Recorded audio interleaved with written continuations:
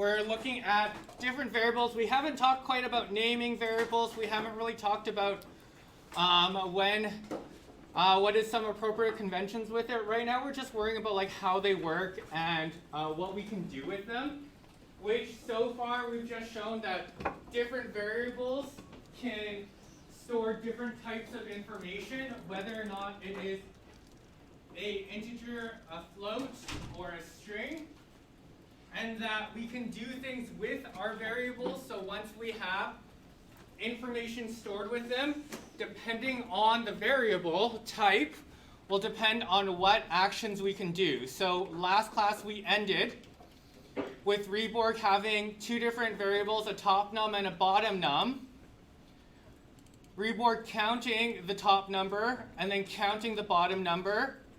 And then we had Reborg adding them together, so this was an add, and then putting them down and moving and then being done so that we're able to see when this particular program runs. And the green box for highlighting might appear. No, it won't. So he's picking up all of the different smiley faces and then putting them back, picking up the other ones and then putting them back, and away he goes.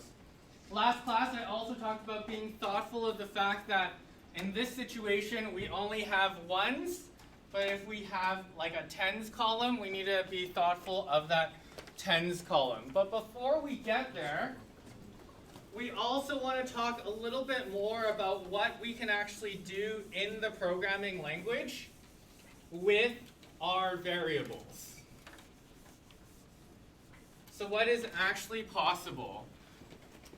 So when it comes to any programming language, all of them have some inbuilt mathematical operations so that we can get these situations where we have variables that are able to be added, subtracted, multiplied, and divided together. So the first thing that we want to worry about today is going to be our different types of mathematical operators. So math operators. So these are just the symbols of what math that we do. So we already know that plus does addition, minus does subtraction. So these are all like pretty standard. We've done this in elementary. We're not going to go through it. So multiplication is the asterisk. And then a single forward slash is a division. But then we also have another type of division called floor division, which is two forward slashes. This is floor division. So we first want to go ahead and take a look at some of the things that we're seeing here. So what we're going to go ahead and do is, first and foremost, we want to save the information that's on our screen so that if we need to reference it, we can. So I'm just going to go ahead and zoom back out. And we want to save a couple things this time around. We want to save our world. So I'm just going to go to additional options. I want to save my world. So this is just simple addition. So I'm going to go simple underscore addition. And then this is where it ends at .json. So .json file. So when I save this world file, I'll download this as a .json. This is the world in case I need it again. And then I'm just going to go ahead and scroll to the editor. And once again, I'm just going to call this simple addition. And I want to save this program file. So I have both. I just want to make sure in case I need to, I have both of my files ready to go. Just as a quick reminder, we do want to go into our downloads to keep our downloads organized. We want to select both of these files and save them into our documents, into our Raspberry Pi projects folder. So just make sure that you have them in case you need them, because we're just going to go ahead and delete our code in order to simplify some of the things that we're going to go through.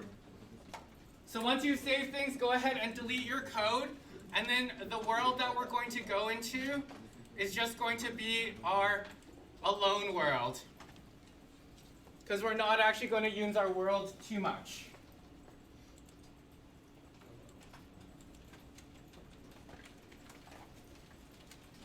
So the title for this is going to be Math Operations.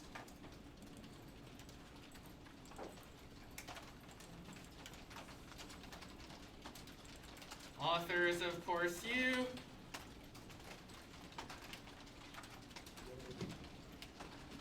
Today is November 7th. It's Parent-Teacher Interviews Day.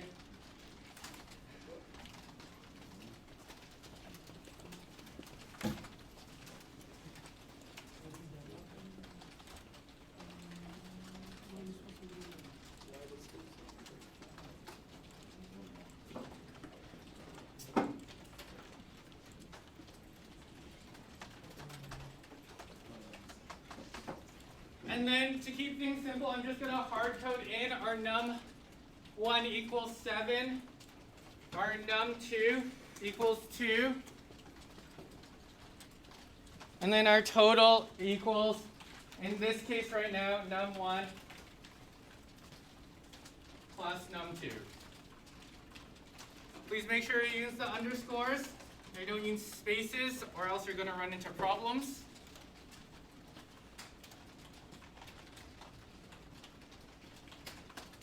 And the last thing that we're just going to code in, this is just so that we can see the result, is that we're going to code in a print command, so print, and then we can just print the total. And what this will do is this will just end up getting reworked to display what that total number is.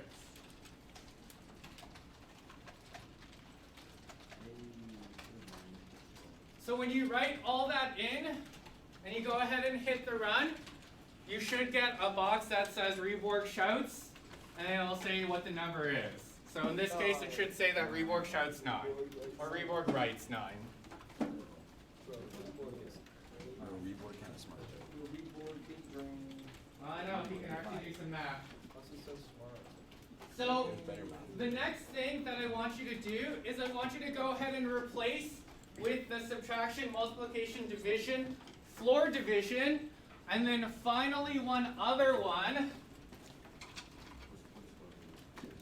that we'll see if you can figure out what it is this one. It looks like a percent sign, it's not percent. But try to figure out what that is as well. So plug in all of these as your values. So like super simple, first thing I'm just going to go ahead and do is delete this box. So I'm first going to go num1 minus num2, right? And then I should get 7 minus 2, so I should get that Reborg will shout 5. Right, multiplication and division should be self-explanatory, but I want you to get all the way to the bottom two as well. And then try to figure out what the bottom two are doing.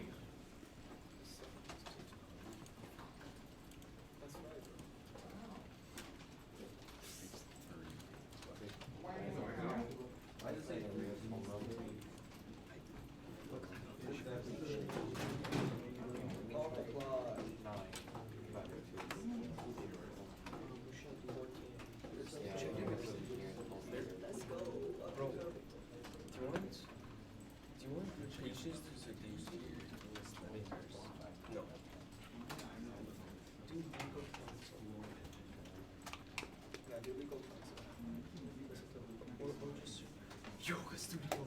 Let's go. Schultzy, would you run your own yoga studio? Yeah. I think floor division is just the divided years on number. That's the Not easiest. percentage, shift 5. Yeah, shift 5.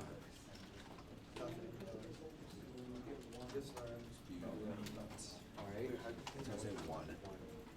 I turn 6 and that's 0. And 8 makes it 0. So let's do 9. It comes up to 1. Alright. I think it just says, I think it's odds and evens. Zeros is evens. like the- Yeah, it's odds and evens.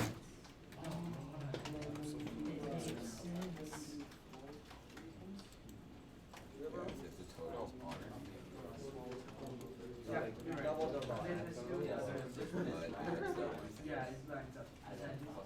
No, it doesn't. It's just num1. Num1's odd or even. Oh, you can only do one. What is floor division? What is floor division?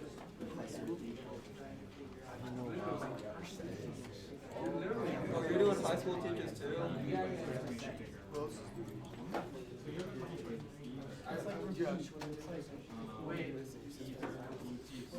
All the teachers don't.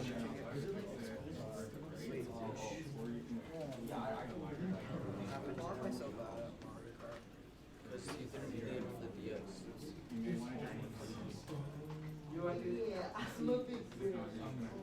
Yeah, engineers. It basically just shows if there's Okay, what do we know for floor division? Nearest home is 3. Okay, so the floor division is 3, but what does it mean? Nearest. 2 goes into 7. Okay, Lucas, what do you think it means? I think it's the same as division, except it rounds it to the nearest whole number. Okay, if it rounded, it would be 4. But you're super close. What it does is it's something called truncating. So how that works is that because it is somewhere in the realm of 3, so anywhere from 3.1 to 3.9 would register as just a 3. Why it's called floor division is because, here, I'm going to draw it over here. If you think of a really tall building, right? Let's call this the CN Tower, right? I know, so tall. Right, we have our main floor.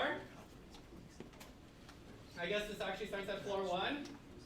Right, floor 2, floor 3, floor 4, and floor 5, and so on and so forth. Right? If I'm on floor 3, if I, for some odd reason, I have too much coffee in my system, if I decide to jump, wow. I know, jump so high, hacha. What floor am I still on? 3. Floor 3. Right? Even though I am jumping super high, I'm still on floor 3. That's why it's called floor division. Right? So it is whatever is what that integer is currently on, it's just going to use that integer value. So even though this might be 3.5, which is what the division of 7 and 2 is, right? We're still on 3. So that's why it is considered floor division. Can regular division display decimal points? So if you just did 7 divided by 2, it should display. It would display. Okay? It says 3.5. Yeah, It does display 3.5. Okay, so that's floor division. Did anyone figure out what this percent symbol did? Okay, let's go over here. It's like the remainder after you divide. Okay, it's like the remainder after you divide. Could you explain that a little bit more? So if you divide number 1, say it's 11, and then you divide by 2, it's going to give you 1, because there's 5 full, and then 1 is the remainder. Okay, so when we did get, so this is, for funsies, this is called modulus. So this is the modulus, and when you would say something, we would say 7 mod 2, or some people will like to say 7 modulo 2, right? Modulo 2, right? So 7 minus 2, 7 subtract 2, so 7 mod 2, 7 modulo 2.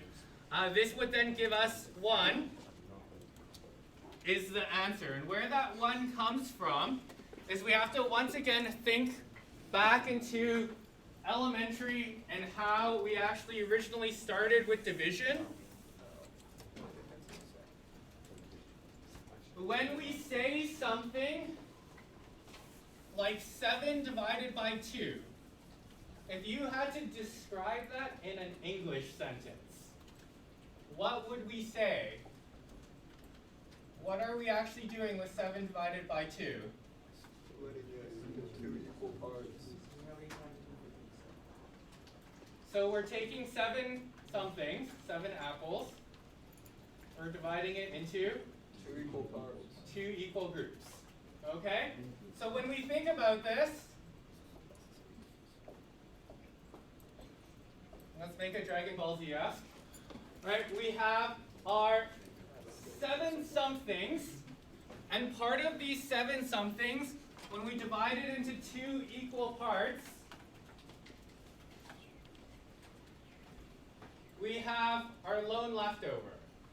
So this lone leftover is our modulus.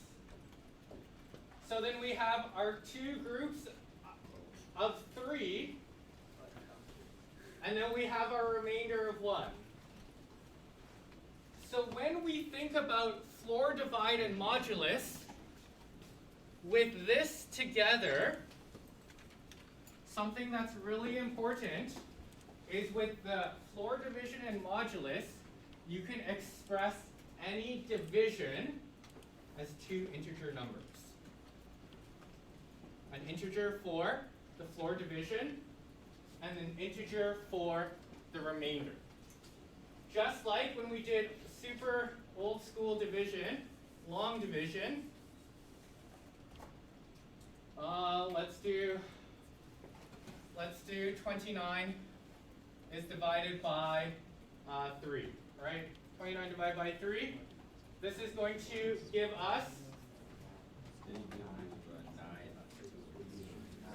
so 9 will give us 27. We have 2 remainder. So when we look at this, the 9, this is our floor division, and this 2 is our modulus. So we can always describe any division as these 2 put together. You might be thinking, well, Mr. Zhang, like this is like who cares? Why do we need this? And a simple application of why we can use this is if you think of a program that tracks time. Well, time will always increase in seconds, right? So it's like we have 0, 1, 2, 3, 4, 5, all the way forever to whenever the program stops. What happens if I wanted something to happen every 3 seconds? How can I do that easily? Let's just work this through. If I chose modulus 3 for all of this, what's going to end up happening when I modulus 3 all of this? 0 modulus 3, how much remainder? If I have 0 divided by 3, what's my remainder? 0. 1 divided by 3, what's my remainder? 1. Very good. 2 divided by 3, what's my remainder? 2, because it's 0, remainder 2. 3 divided by 3, what's my remainder? 0. 4 divided by 3, what's my remainder? 5 divided by 3, what's my remainder? Do we see a pattern forming? Yes. Right, hopefully we see that if we use the modulus as our number increases, our modulus will rotate between all of the integer values until that modulus. So we never hit 3, but we always go 0, 1, 2, 0, 1, 2. So if I wanted something to happen every 3 seconds, and this is my timer counting up every second, I can just say the time modulus 3 whenever it equals the value of 2. That will happen in every 3-second interval. Okay? So, like, once again, you probably won't see this for a bit in our class, but there is applications to us being able to use the modulus to do something in intervals. So every 3 seconds is this example. We do every 10 seconds. We can do every 20 seconds. All right, and we can do other things with the modulus. This is just an example. So these are 2 new math operators that you've probably never seen before. Probably you'll never use except in computing science. So these are just our operators. So what arithmetic we can do. The other thing that we have to know about in our math is our math comparators. So these are things that you already know. We're just formalizing it that our math comparators, one example of it is this symbol, which is greater than, thank you. And therefore we have less than. We also have equal to, but just so you note in Reborg, equal to is two equal signs. Why? Because equal to.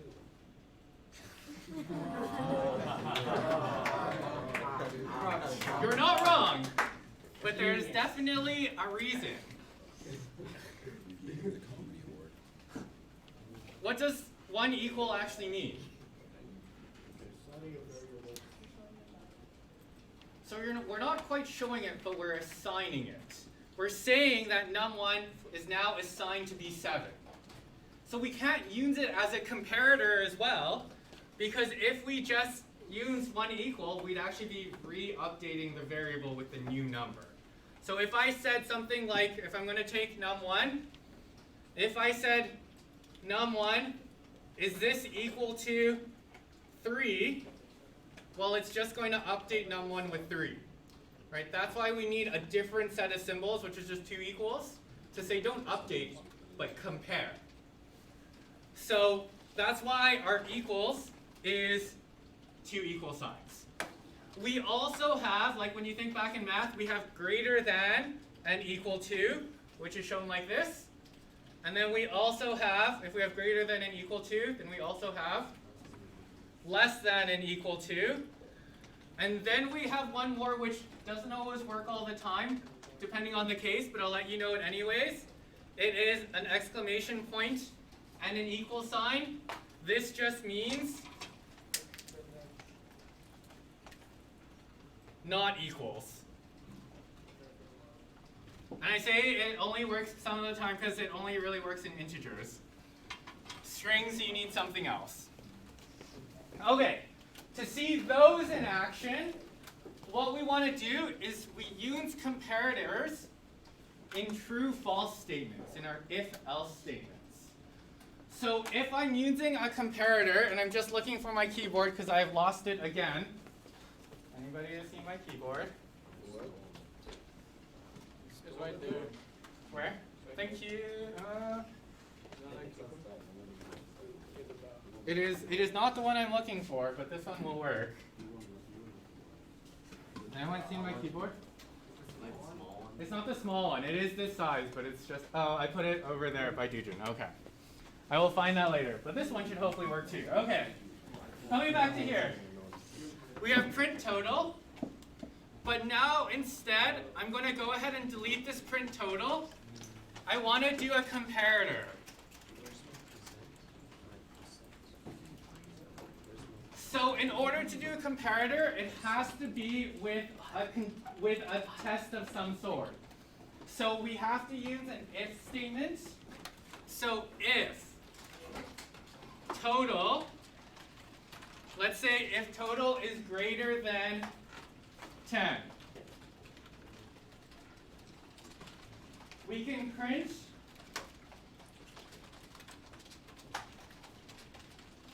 number is greater than 10.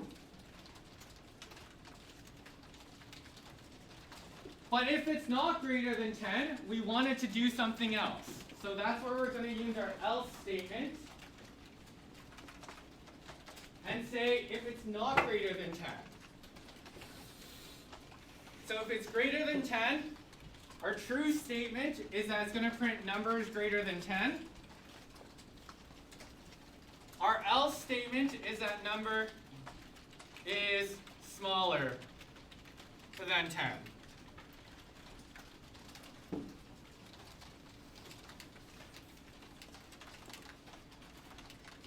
So depending on what mathematical operator you're using right now I have num1 minus num2.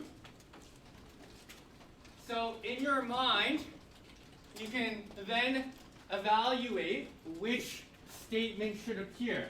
Is it going to be the first one or the second one based on my test? And hopefully, in your mind's you should hopefully think that, yeah, it's going to say the smaller one. Number is smaller than 10. So if I changed my operation, to multiplication,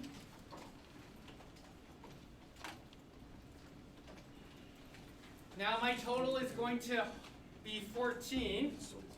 So it should now say it is greater than 10. Let's go. So I can now compare variables and be able to say whether or not my program does something based on a variable value.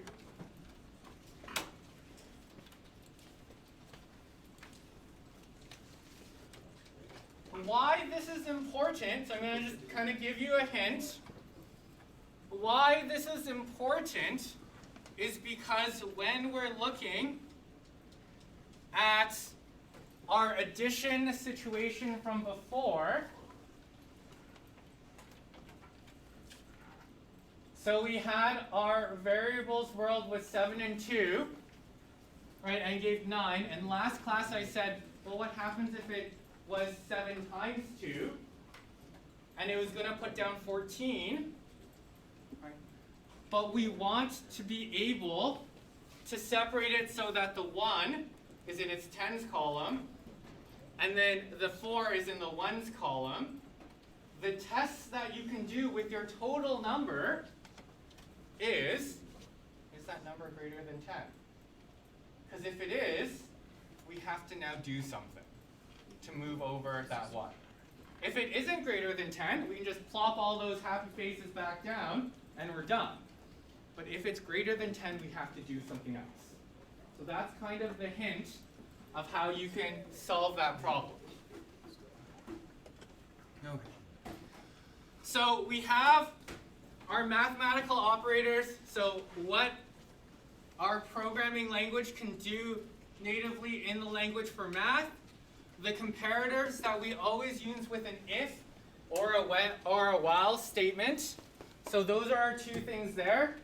We want to talk a little bit more about counting, but before we get there, I just want to talk a little bit also about some of the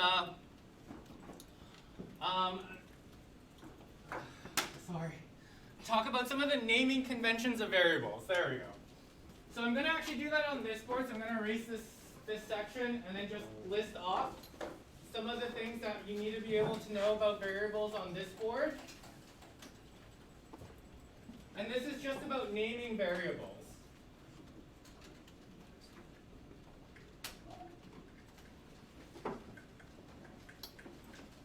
So, with naming variables, there's just a handful of rules that you have to be thoughtful of whenever you name variables. The first one is to use a descriptive name. This, if you have, use a descriptive name. If you have done like a coding camp before or you're learning programming outside of classroom, this is the hardest habit to break because so frequently I can tell if someone has done some kind of coding camp or some kind of previous coding before, because when I look at their code, it is just like A plus C equals D. And I'm just like, well, what does A mean? What does C mean? What does D mean? These are really poor variable names, because when I look at it, I'm just like, well, what does this mean? Whereas if I say that this is the top num plus the bottom num, right, equals our total, like I understand this sentence at the bottom much more than the top one. So the first thing is that your names have to be descriptive so that other people can understand your code. If it is not descriptive, then it's harder for your marker to understand your code. Your marker will be less happy about your code and will probably be less willing to give you good marks. So it's important that it is descriptive. The second thing is that it needs to be one word. So when we say one word, all we're really meaning is no spaces. So there are a few ways that we get around this no spaces, and they're all kind of funny terms. So the first term is called camel case, where the first word is all lowercase, but then the second word starts with the uppercase. So then you can write like pretty long variables. You wouldn't write something like this is a sentence, right? You can see the different words because the first letter is capitalized. This is the most common way to write variables, as well as later on when we talk about subroutines, subroutine names, it's always with this camel case. I often use this way. In Reborg, you've probably already seen this version, which is called snake case, where it's snake underscore case, right? And the reason why that's called snake case is because the underscore is supposed to like make it look, you know, like the snake is slithering, right? So that's why it's called snake case, okay? I know. And then the final way that people will write their variable names so that they keep things as one word but easily readable is called kebab case. Where with kebab case, they use a hyphen, and it's like you're skewering all the letters. Right. So these are all the different like terms, but really, as long as you're consistent with which ones, then you're able to write variable names and still have them be legible. So that's one thing. Like one word, I'll probably say camel case is the most common one. You'll see me use that one the most. Okay, so descriptive name has to be one word. They must be unique.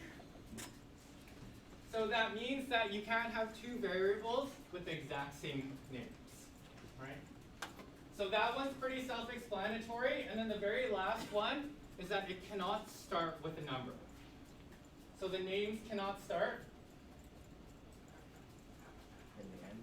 Yes, they can.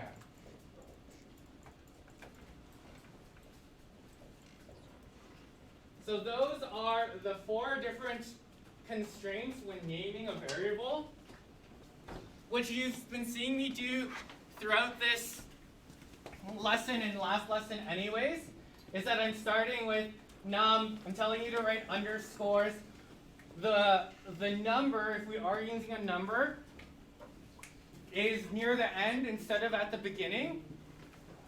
And this is just because, like side note, the reason why we can't start with a number is because if we started with a number, what will happen is that the program will first think that this is supposed to be an integer number 2, and then it gets confused because there's things attached to it.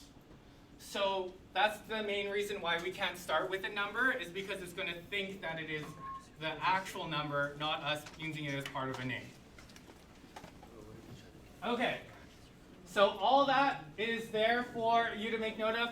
I see some of you taking notes, which is great. If you're not taking notes, I will give you kind of like a summary sheet, probably next class, with some of these things, so that you're able to like have that in one place. The other thing that I'll also note is that you see that there are these orange corners on a lot of my whiteboards. The reason why these orange corners exist is because you can download, it's an app, it's called the Rocketbook app. And if you use the app, have I talked about the Rocketbook app with your class yet? Okay. So the reason why I suggest it, let me see if I can pull it up. Okay,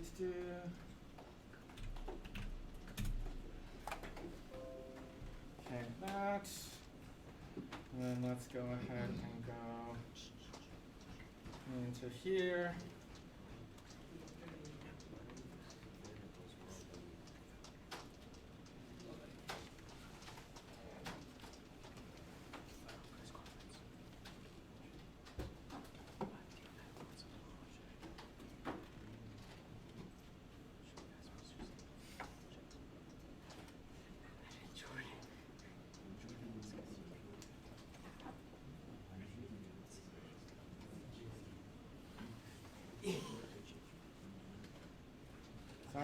Sorry.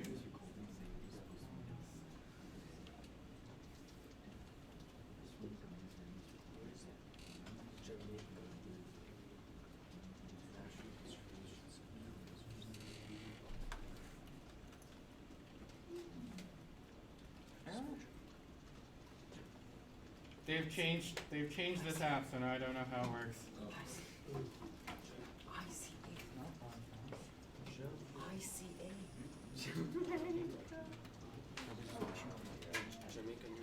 Yep.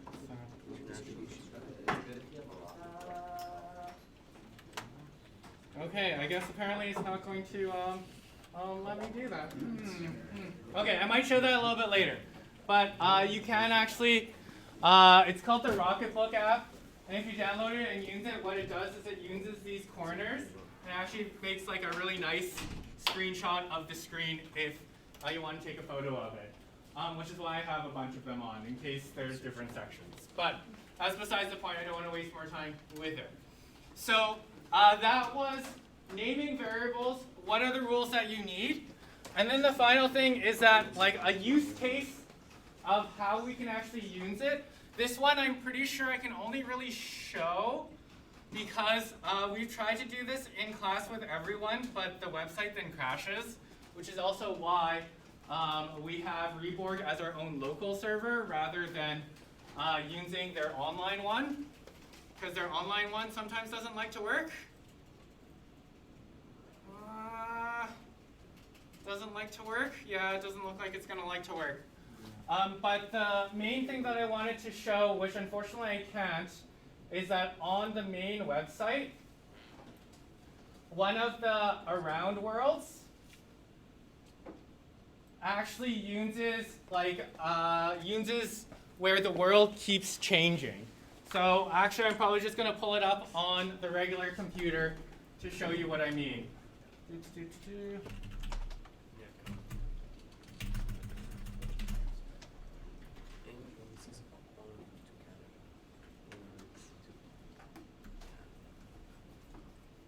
Okay, let's switch to right here.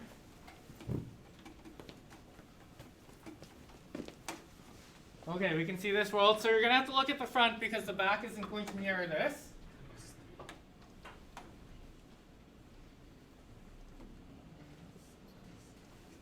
Okay.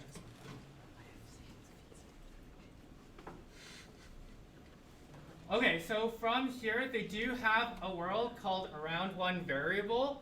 And the reason why this one is important is because every single time this particular world reloads, it will reload with a different dimension. So if you were just trying to do this world with like hard-coded numbers, it would never work. We have to figure out how we could solve this using our counting in order to go all the way around. So for this particular activity, what I'm going to ask that you do is, knowing what we do with variables, knowing what we do with counting, I want you to spend a couple minutes and talk with the people at your table to come up with, if you had to code this for Reborg to go all the way around in any of these worlds, what would be some of the code that you would use? So, like, I'm not going to ask you to code it, but I'm going to ask you, like, what would you do? So you could say, it's like, well, we would get Reborg to move all the way to the first wall, and what is he doing while he's doing that? And then he's going to turn left, and then he's going to keep moving. So I'm going to ask you to verbally explain it, rather than to actually give me the exact code. Just tell me what you would want Reborg to do. And at that point, I'll actually randomly choose someone. So I'm going to give you, let's just say, 2 minutes to talk amongst your table. What would you do to code Reborg so you can go around any world as these dimensions change? Go ahead and start that now.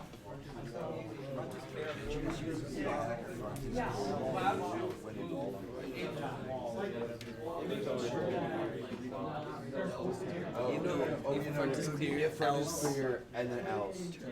Wait. Okay, that's what you do.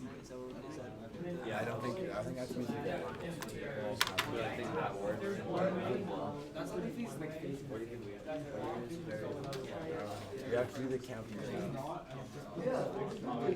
So much work. Why don't we just do move, turn right, move. Wait, can you even turn right? can't turn right, you have to code in turn right.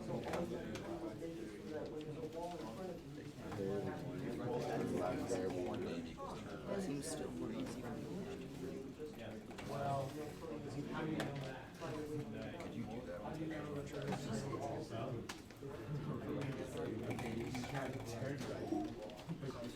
No, it's not, it's gonna be like facing it off, not any other one.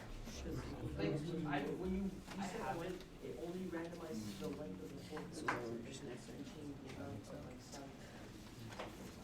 And if you always have it going to the right, all you have to do is say, oh, if I want to left them.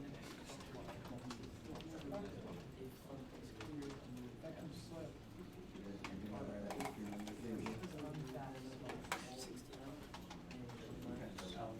No carbs. There we go.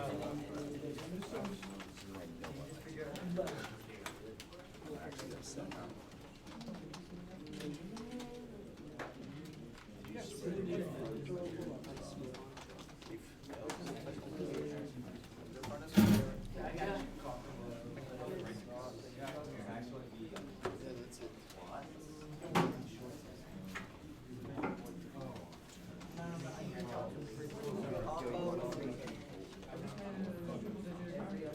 Oh, I'm 49.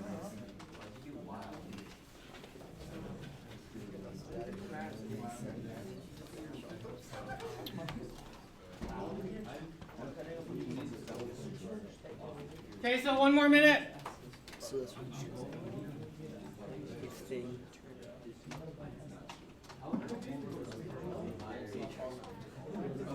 I'm gonna see what Fruit did. Did they ditch your table? How terrible.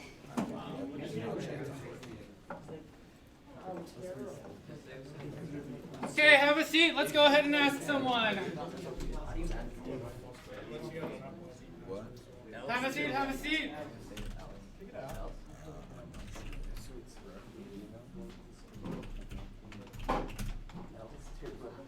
Okay, who is our lucky person today?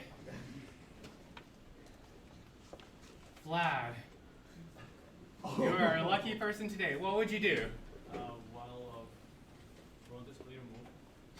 Okay, so that's a good starting point that we want while front is clear move. Can you kind of like summarize everything else that's supposed to happen? If wall in front, turn left. Okay. So how do we know for him to get back exactly to his starting position? I don't know. Right, so that's kind of the question you got to answer. How in the world do we get back? Because say, for example, you know what? Battery's dying on this one. Oh, that makes so much more sense. Okay, so say that we go while front is clear. Please work. Oh, you're. This is the wrong computer. No wonder none of the keyboards work. Okay, say if we go like while front is clear, right? We're gonna move. This is fine, but we have no way of getting back. So even if we're at this point and we're saying turn left, like this is basically what you are suggesting. I'm just gonna go ahead and repeat this 4 times so that we get there. And for just us saving time, I'm just gonna make us think a little faster. Right, we're gonna be able to get Rebor to go all the way around, but this doesn't solve the problem of him not knowing when to stop.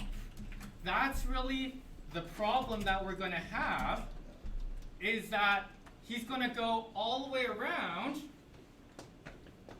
and then, well, I can't get him to exactly stop at that position. He's just gonna keep going, so he's still not quite there.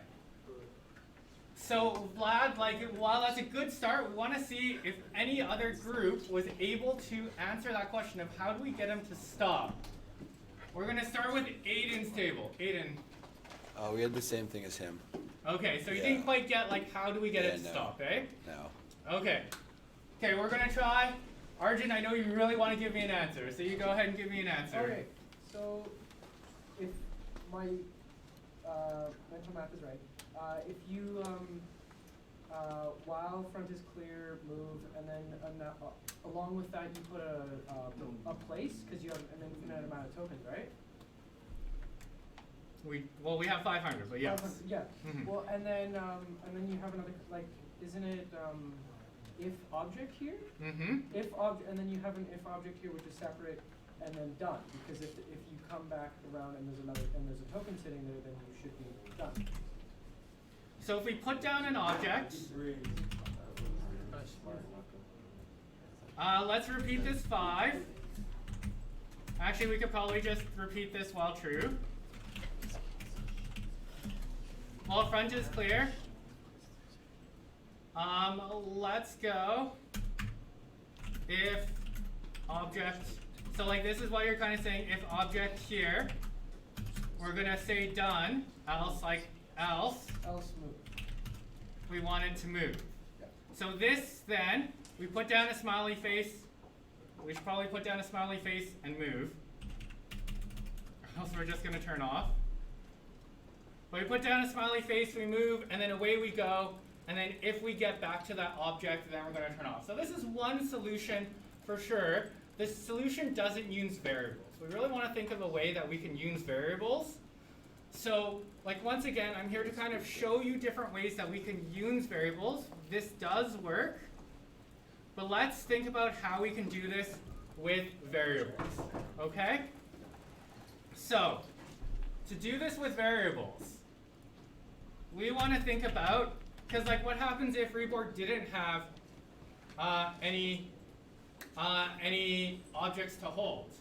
What can I do for you, sir? If nobody saw anything, then nobody saw anything. Sorry. Okay, bye. Yeah, I know you.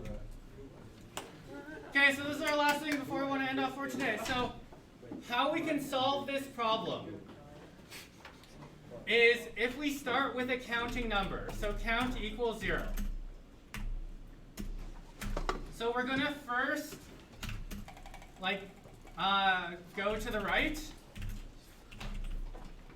So while front is clear, I want it to move, and then count equals count plus 1.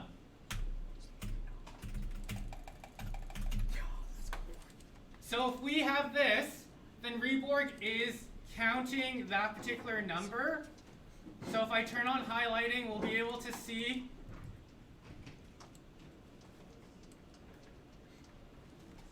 that as he's moving, he's counting his 3 numbers for his 3 steps. 1, 2, 3. Do you think I really need to count him going up and down? Does that really matter? It probably doesn't. We're going to see why. So now we're going to go ahead and say go up. So turn left while front is clear. We're going to move. And now when we have go to the left,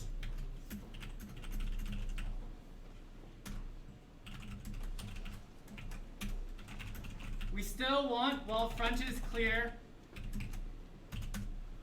move. What should I do with count though? If moving to the right is counting up, moving to the left should do what? Subtract. Probably subtract. So count equals count minus 1. We're going to then go down.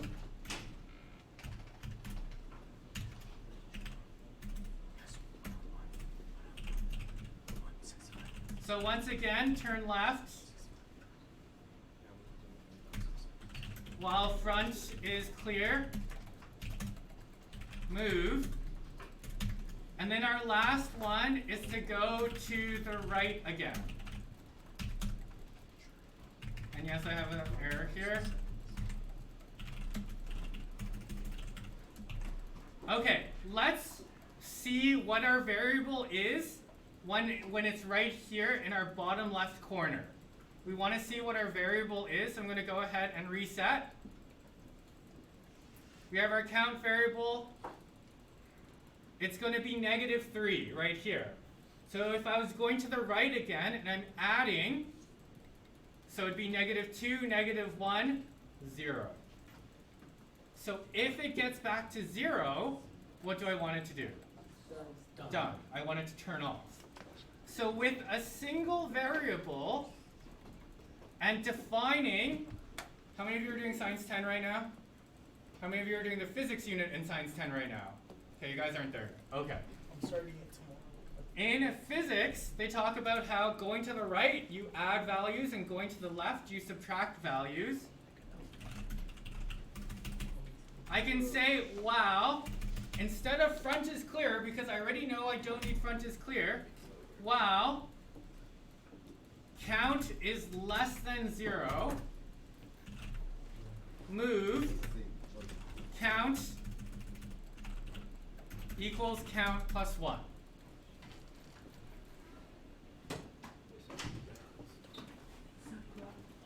So this is me using a comparative as well. We can see that we're getting negative numbers, and then it continues to go up until it hits 0, and then it kicks itself out. So now it's at 0, it's no longer less than 0. Question? How do you open the variable screen again? The variable screen, when you reset the world, it's the magnifying glass right here. Thanks. Okay? So now in this scenario, it doesn't matter what shape our rectangle is in. Reborg is remembering how many steps he's taking to the right, how many steps he's taking to the left, and always using those numbers to end up where he started.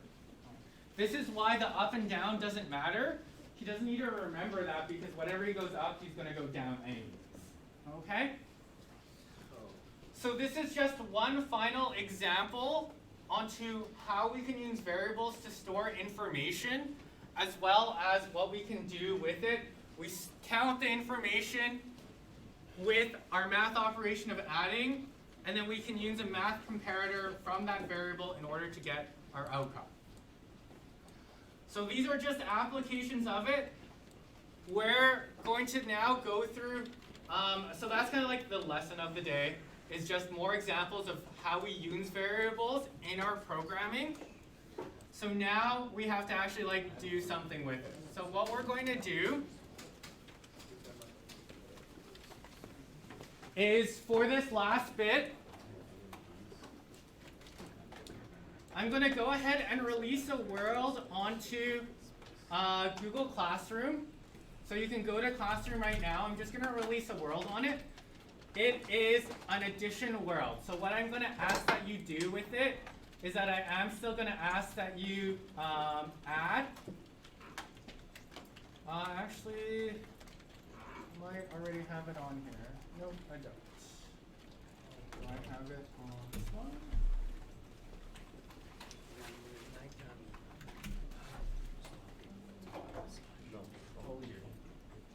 So the world is going to look like this, where it's 58 and 27.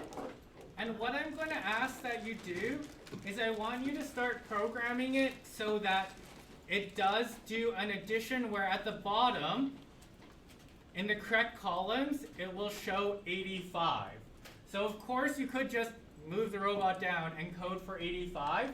But what happens if these numbers change? You want to start thinking about what you would do with what happens if those numbers would change. So I'm going to go ahead and just release this particular file so that you can load it on and start thinking about that problem of how do we add if these numbers are changeable. And from there, then we can go ahead and look at that question in a little bit more detail next class. So I am just going to download this file since currently I don't have it on me. Sorry, I'm just going to put it onto Classroom right now. And once again, you can just start tinkering. You have about 10 minutes to start tinkering with this addition file. And then next class we'll actually talk about what we're doing more with this addition file. So it's posted onto Classroom now. You can go ahead and load this world. And you can just tinker with solving that problem. How do we get 85 in the one case, but if the numbers change, how do we account for that? You can work on that for the duration of class. You have about 10 minutes to think about that. So that's everything from me. And please don't start cleaning up until I tell you to.